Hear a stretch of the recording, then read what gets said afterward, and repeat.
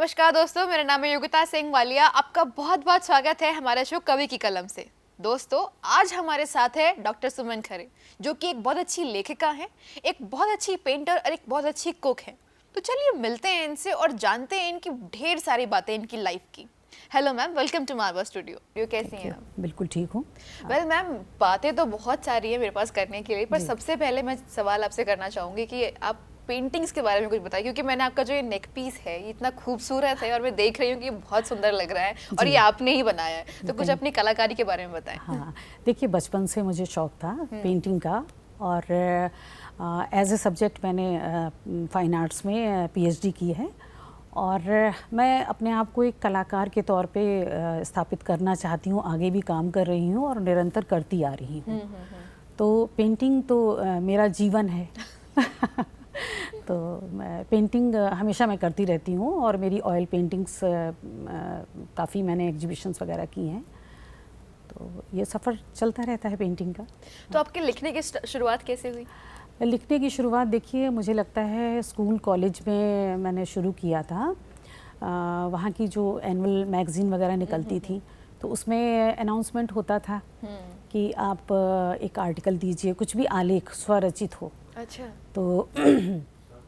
तो उसमें तब 2-4 लाइनें हम लोग लिख देते थे कि चलो एक कविता लिख के देते हैं, तो वो अपनी पब्लिश होती थी तो बड़ा अच्छा लगता था, दिल को छूता था कि चलो मैंने कुछ एक रचनात्मक काम किया है।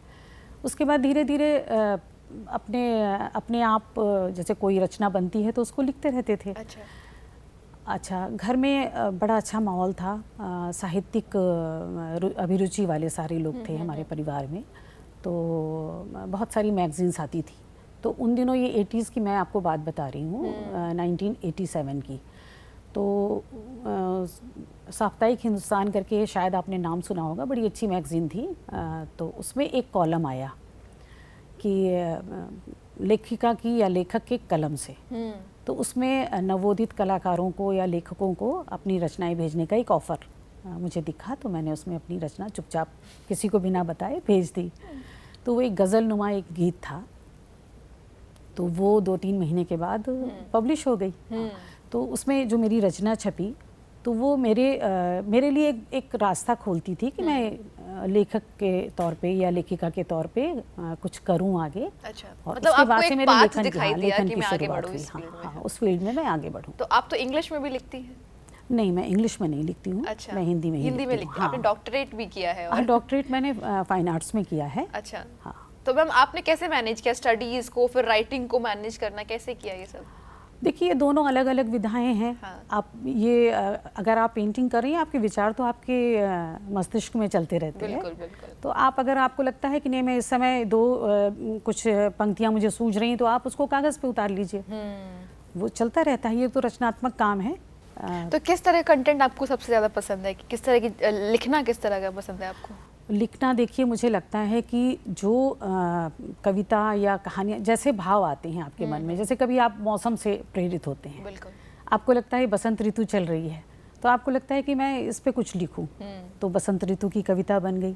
आपको लगा गर्मी पे है या आप किसी से प्रेरित हैं, आपको लगता है किसी स्त्री को संबोधित करते हुए मैं कोई कविता लिखूं, तो वैसी ही कविताएं बनती जाती हैं।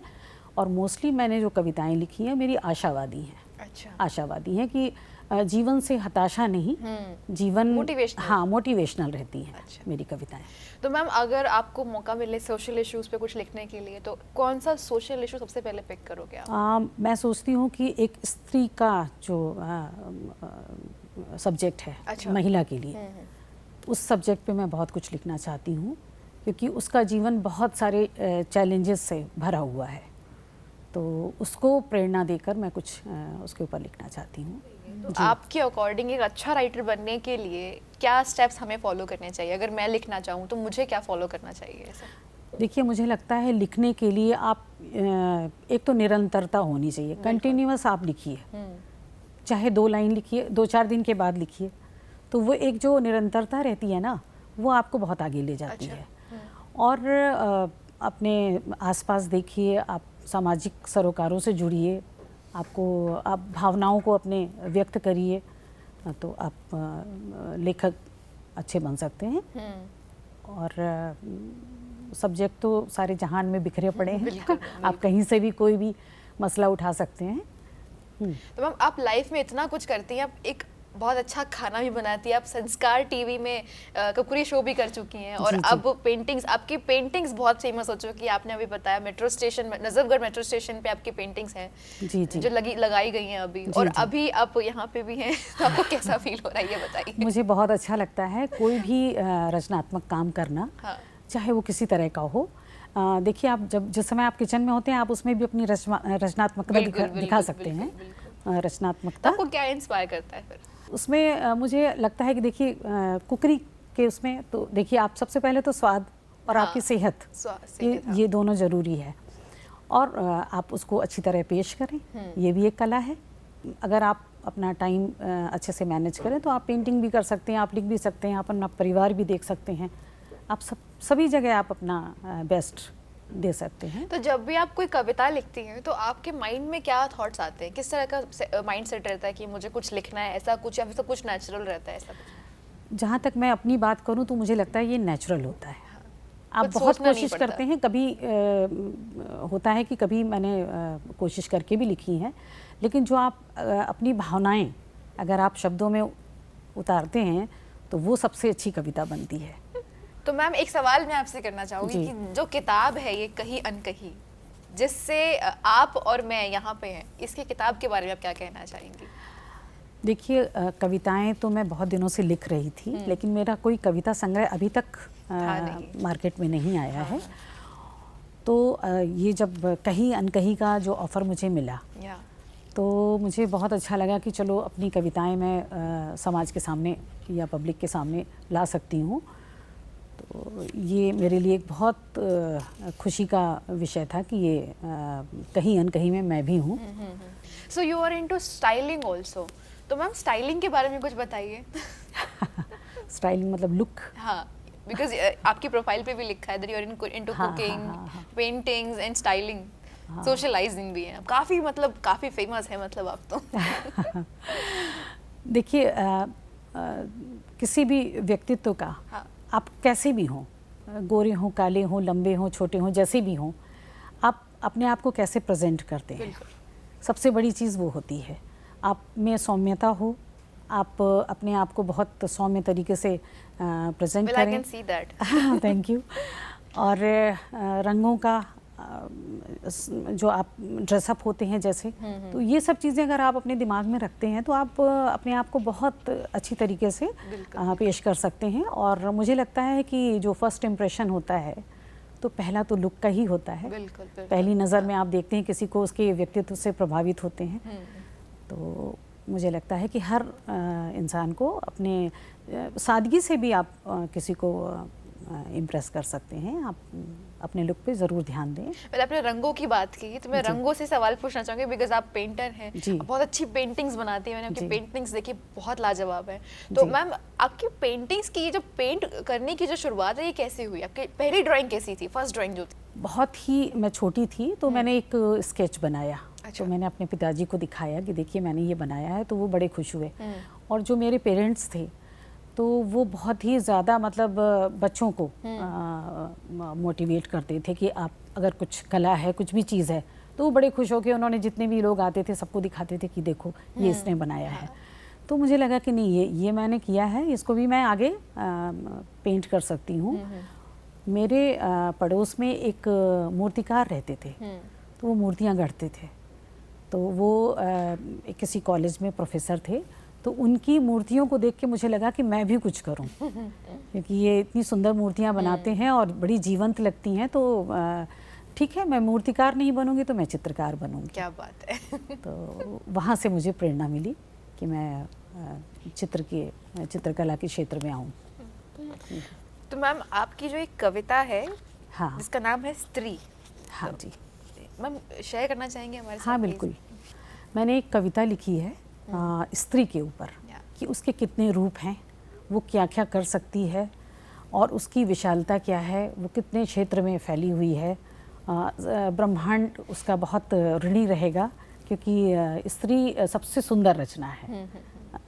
तो इस पे मैंने एक ये कविता लिखी है कि स्त्री तरला हो तुम, स्निग्ध और ममतामयी, घुल मिल जाना जहाँ दिखें शुष्क धाराएं, भिगो देना कण कण नवपल्लव, क्योंकि उर्वरता का संचार हो तुम। क्या स्त्री शीतलता भरी बयार हो तुम, छू देना हौले से दुखित हृदय और व्यथित मन, वातायन के पार ब्रह्मांड से धरातल तक बह जाना, आखिर मधुर बयार हो तुम। स्त्री मेघा हो तुम, जल तत्व से पोषित, कर्तव्य बोध से भरी हुई, बरस जाना मेघ मलार बनकर, दग्ध हृदय और चटकी धरा पर, क्योंकि आस और जीवन का आधार हो तुम। स्त्री सरिता हो तुम, निरंतर गति में प्रवाहित अनथक, दोनों पाठ पाश में समेटे, कल कल संचरित निरंतर गति का विस्तार हो तुम। स्त्री गीत हो तुम, नवलिखित अनसुना, सप्त सुर से बांध मन को सर्वप्रिय संगीत रचना, क्योंकि गुंजित स्वर आलाप हो तुम, गीत हो तुम, मेघा हो तुम, तरला हो तुम। क्या बात है, बहुत अच्छा लिखती हैं। आपने एक कविता और लिखी है, उसका नाम है उपलब्धि। हाँ जी, तो प्लीज़ हमें साथ शेयर कीजिए प्लीज़। हाँ ज़रूर।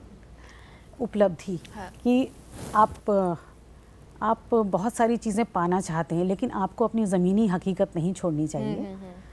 तो उस पर मैंने ये लिखा है कि वह बचपन से ही चांद तारों को पाने की नाकाम कोशिश करती रही। अंततः उसने ज़मीनी रास्ता चुना तो चांद खुद ब खुद पानी में उतरकर उसके पीछे आ गया। क्या बात है जी। तो मैम एक सवाल मैं अपने आपसे करना चाहूँगी कि आपकी जो मैक्सिमम कविताएं हैं जो आप हिंदी में लिखती हैं, तो आपको पता होगा, आपको पता ही है, मतलब जी। वी ऑल नो कि we all are having problems with Hindi. जी। लोगों को, बच्चों को मात्राओं का ज्ञान नहीं है, उनको छोटे ऊ बड़े ऊ की मात्रा में फ़र्क नहीं पता, बड़ी ई की क्या मात्रा है, लोगों को वर्णमाला नहीं पता क्या होता है, और ये धीरे धीरे मतलब बिल्कुल फेड हो गई है। हाँ, बिल्कुल। तो इसमें आपका क्या कहना है? मेरा ये कहना है कि हमें अपनी जड़ों को नहीं छोड़ना चाहिए। लोग सोचते हैं कि हिंदी का कोई मायने नहीं है या इंग्लिश ही सब जगह है, लेकिन आप इंग्लिश भी सीखिए। और हिंदी में बहुत हमारी जड़ों से जुड़ी हुई हम बहुत सारी चीज़ें हैं जो हमारी हिंदी में लिखी हुई हैं। तो ये आज की जनरेशन का भी मुझे लगता है इसमें दोष है, या उनके पेरेंट्स हैं जो उसको महत्व नहीं देते हैं। क्योंकि जो हमारे हिंदुस्तान की एक परंपरा है या समृद्धि है, वो सारी हिंदी में से जुड़कर आपको मालूम चलेगी, उसके बिना आप नहीं समझ सकते हैं। और मुझे बहुत अच्छा लगता है हिंदी लिटरेचर में लिखना, पढ़ना और शेयर करना। बहुत अच्छा। तो मैम एक सवाल मैं आपसे करना चाहूँगी कि ये बहुत इंटरेस्टिंग सवाल है, उम्मीद करती हूँ आपको पसंद आएगा, है ना? तो अगर आपको लाइफ में कुछ करने का मौका मिले विदाउट एनी रूल्स, उसमें कोई रूल नहीं है, गाइडलाइंस नहीं है, इंस्ट्रक्शंस नहीं है, ओपन प्लेटफॉर्म है आपके लिए, तो आप क्या करोगे? देखिए, मैं सोचती हूँ कि मैं भारतीय जो सभ्यता है, हाँ जी, हाँ, उसके लिए मैं एक इंस्टीट्यूट खोलूँ। क्या बात है क्योंकि हमारे बच्चे अपनी सभ्यता बहुत भूल रहे हैं। बहुत भूल रहे हैं। हाँ, तो कई बार मेरे मन में आता है कि अगर मुझे एक मौका मिले तो मैं अपनी भारतीय सभ्यता को पहचानने के लिए एक ऐसा इंस्टीट्यूट बनाऊं जिसमें कि कुछ समय के लिए आके हम अपनी सभ्यता को समझ सकें। अगर हम कपड़ों की बात करें, जैसे आप स्टाइलिंग में भी हैं, आपको काफ़ी नॉलेज है इस चीज़ की, तो एक सवाल मैं करना चाहूँगी कि अक्सर क्या होता है, हम देखते हैं कि लोग बोलते हैं, लड़कियां बोलती हैं कि हम पर कमेंट करते हैं, लोग कमेंट करते हैं। तो चलो, comment is a really bad thing, I agree with it, but sometimes लोग ऐसे कपड़े पहन लेते हैं कि मतलब वो खुद भी कंफर्टेबल नहीं होते उन कपड़ों में। हाँ। और मतलब वो एक्सपोजर, मतलब एक होता है ना कि जैसे एक एक्सपोज करना होता है, एक होता है वल्गैरिटी जिसको हम बोलते हैं, अश्लीलता जिसको हम बोलते हैं, जिसको हमें खुद शर्म आ जाती है कि व्हाट शी वेयरिंग। तो ऐसे मतलब मन करता है कि उसको बोल दें कि यार थोड़ा सा ठीक करो या तो कपड़ों को। तो इसमें आप क्या कहना चाहेंगे? मैं ये कहना चाहती हूँ कि देखिए, आप अपने आप खुद इस बात को समझें कि आपको किस सीमा तक आपको क्या करना है। बिल्कुल, है ना? आप घर से निकलने के पहले आप सोचिए कि आप इसमें कंफर्टेबल हैं या शालीनता की सीमा तो नहीं लांघ रही हैं, क्योंकि शालीनता की सीमा और फैशन या जो भी कहते हैं कि लोग ये भी कहते हैं कि नहीं, इसमें क्या बुराई है। बुराई और अच्छाई बड़ी महीन सी एक रेखा का फ़र्क होता है। ये इस सीमा को समझना, ये आपका काम है। और देखिए कमेंट्स की जहाँ तक बात है तो उसको मैं ये नहीं कह सकती हूँ कि कमेंट्स जो हैं क्या पहले नहीं होते थे, हाँ, पहले भी होते पहले भी थे, होते थे। लेकिन अभी जो बच्चे हैं या आज की जनरेशन है वो ये सोचती है कि मैं कुछ भी करूं, कुछ भी नहीं, आपको एक सीमा तय करनी सीमा है तय करनी कि आप कहाँ तक जाना चाहते हैं। और सिर्फ कपड़े पहन लेने से आप मॉडर्न नहीं हो जाते हैं या आपके विचार आप में गहराई होनी चाहिए, आप में कुछ सोचने समझने की शक्ति होनी चाहिए, आप में ज्ञान होना चाहिए, आप उससे मॉडर्न बनिए, सिर्फ बिल्कुल, कपड़ों से नहीं। कपड़ों से नहीं। और मैम जैसे आपने बोला कि अगर मैं एक इंस्टीट्यूट खोलूंगी सभ्यता के ऊपर तो उसमें क्या क्या चीज़ें आप ऐड ऑन करेंगी? देखिए पहले तो हमें अपना पूरा इतिहास अपना हिंदुस्तानी इतिहास पता होना चाहिए कि हम क्या थे, हम कहाँ हैं, हाँ। और हमने क्या क्या अच्छी चीज़ें करी हुई हैं भूतकाल में, भविष्य काल में हम और क्या कर सकते हैं। तो एक तो वो जानकारी बच्चों को बिल्कुल नहीं है, बिल्कुल नहीं है। और बहुत ही समृद्ध हमारा जो कल्चर रहा है वो बहुत समृद्ध था, और वो धीरे धीरे हम अपनी शायद पाश्चात्य जो कहते हैं ना पाश्चात्य सभ्यता के इतने ज़्यादा हम लोग प्रभावित हो रहे हैं कि हम अपनी सभ्यता को भूलते जा रहे हैं। तो आपको किसी चीज़ में रिजिड नहीं होना है, आपको ऐसा नहीं है कि आप उसी में ही उसको भी समझें और दोनों सभ्यताओं की अच्छी चीज़ों को आप लें तो आप एक अच्छे इंसान बन सकते हैं। तो मैम एक सवाल अब इधर ये उठता है कि जैसे हम सभ्यता की बात कर रहे हैं तो मैं वेस्टर्न कल्चर भी फॉलो कर रही हूँ, मैं इंडियन कल्चर भी प्रॉपरली फॉलो नहीं कर रही हूँ, तो ना मैं वेस्टर्न कल्चर की रही ना मैं इंडियन कल्चर की रही, मतलब हम लोग बीच में अटक चुके हैं। बिल्कुल है ना। हाँ। ना अगर हम बाहर का खाना खाते हैं, वेस्टर्न अगर हम खाना खा रहे हैं, वेस्टर्न फूड हम खा रहे हैं, तो वी आर नॉट प्रॉपरली, हम एक्सरसाइज नहीं कर रहे हैं उस चीज़ को, हम ढंग से नहीं, तो ये हो गया ना। अब जैसे आप फूड में भी हैं, आप कुकरी शो भी करती हैं, तो देखा ना हम बाहर का खाना खाते हैं, हमें ऑयली फूड पसंद आता है, हमें घर का, अब नॉर्थ इंडियन फूड जो होता था वो इस तरह नहीं होता था जो जिस तरह का हमें आज मिलता है। बिल्कुल। तो इसके बारे में क्या कहना चाहेंगे आप? मेरा ये कहना है कि देखिए आप अच्छी चीज़ें अडॉप्ट करिए ना। हाँ। आप अगर आपको बाहर का खाना भी अच्छा लगता है तो उसमें बहुत अच्छी चीज़ें बनती हैं, उसको आप ऑयली खा के कितने दिन रहेंगे? बिल्कुल। आपको घर का खाना याद आएगा। तो जो हमारा देखिए अभी भी कहीं किसी रिसर्च में प्रूव भी हुआ है कि दाल चावल से बढ़कर बिल्कुल हेल्दी पौष्टिक खाना कुछ नहीं है।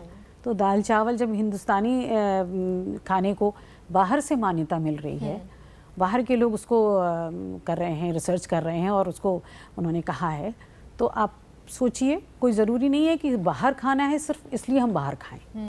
अभी पिज़्ज़ा, बर्गर और ये चाउमीन वगैरह है, ये सब चीज़ें घर में भी हो सकती हैं। बिल्कुल हो सकती हैं। आप उसकी भी मनाही नहीं है, लेकिन एक लिमिट तक आपको सभी चीज़ें। हाँ।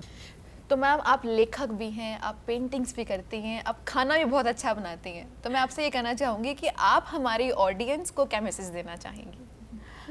मैं देखिए सभी देखने वालों को एक मैसेज देना चाहती हूँ कि एक तो किसी भी सफलता का कोई भी शॉर्टकट नहीं होता है। आप उस रास्ते पे कभी मत सोचें कि मैं फटाक से ये बन जाऊँगी या मैं फटाफट मैं ये करूँ तो यहाँ पहुँच जाऊँगी। आप धैर्य रखिए। अगर आप निरंतर काम करते हैं तो जैसे बूंद बूंद से सागर बनता है, वो कहावत अगर आप अपने मन में रख लें तो आप एक न एक दिन सफल हो जाएंगे, सफलता आपकी कदम चूमेगी। क्या बात है मैम, आपका मैसेज मुझे बहुत पसंद आया। हाँ। क्योंकि ये बात तो है कि लाइफ में कुछ भी करने के लिए ना, हाँ। लाइफ में एक तो काम करते रहना बहुत ज़रूरी है और काम के प्रति ऑनेस्टी बहुत ज़रूरी है। मैम आपसे मिलकर मुझे बहुत अच्छा लगा और कहते हैं ना मेरा दिन बन गया। Thank you. तो दोस्तों ये थी डॉक्टर सुमन खरे। उम्मीद करती हूँ आपको हमारा आज का एपिसोड पसंद ज़रूर आया होगा। तो दोस्तों आज के लिए बस इतना ही। आपसे फिर मुलाकात होगी और भी बहुत सारे मेहमानों के साथ और भी बहुत सारी दिलचस्प कहानियों के साथ। I am Yogita signing off for MSTV हर पल आपके साथ।